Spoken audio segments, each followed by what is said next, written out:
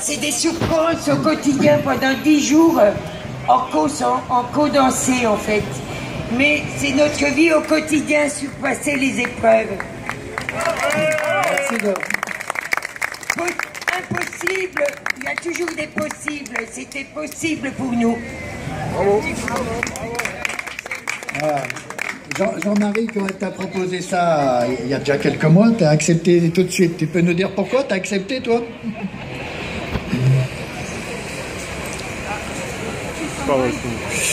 Voilà, donc avec Doris, on a pensé à ce projet.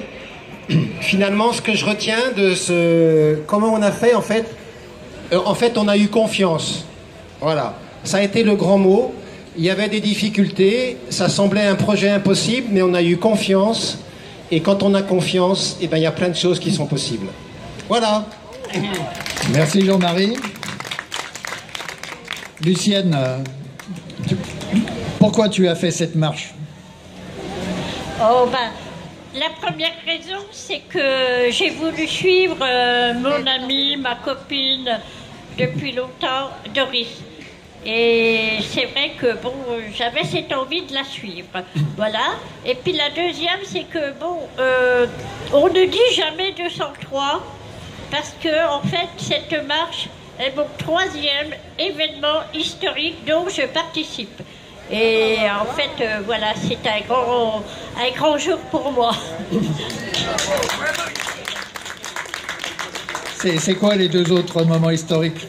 Alors, le premier, c'est le colloque qui est à Cerisy au mois de juin. Le deuxième, c'est l'université populaire régionale qui a eu lieu à Cluny, ou Chalon, Monceau, Mâcon, j'en oublie pas, je pense pas. Monceau-les-Mines. Monceau-les-Mines et Lyon étaient donc organisateurs, préparateurs de cette journée merveilleuse, je vais dire. Voilà. Et cette université populaire était sur l'histoire. Voilà. Donc c'est à mettre dans le livre.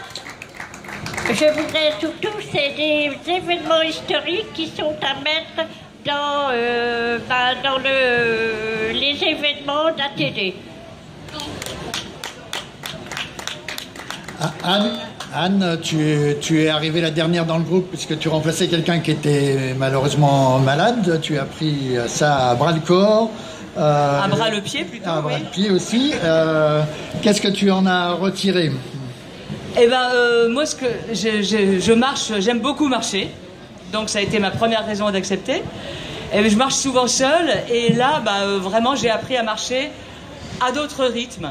Au rythme de tout le groupe, des uns et des autres. Voilà, ça, c'est ça qui m'a beaucoup plu. Et puis, on révise vraiment sa géographie avec les pieds. On a traversé des paysages superbes, avec en plus les couleurs d'automne. C'était vraiment très, très beau.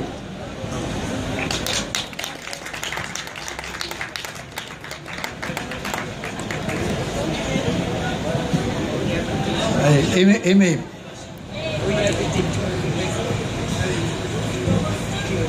Moi j'ai fait cette marche.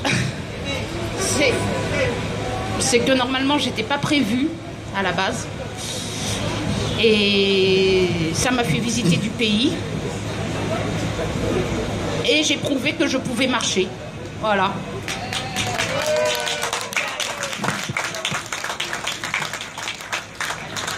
Voilà, moi je peux vous dire que moi j'ai pas marché, mais je les suivais tous les jours par SMS, Facebook, Twitter, parce qu'ils avaient le souci de nous partager ce qu'ils vivaient.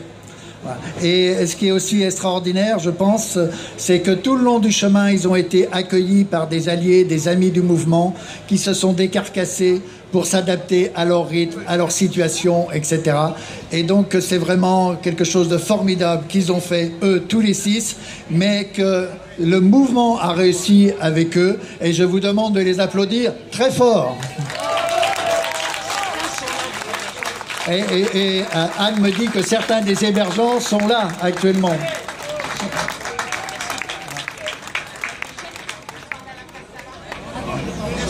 Ah, tu veux parler? Je parle à la Tu veux parler à la place d'Alain? Alors vas-y. Tu veux pas? Alors pour Alain, mon copain, qui est un peu timide, qui n'ose pas parler, pour mon copain, ça lui a permis de rencontrer des visages et de voir du paysage aussi. Et il est très content d'avoir participé à cette marche. Voilà.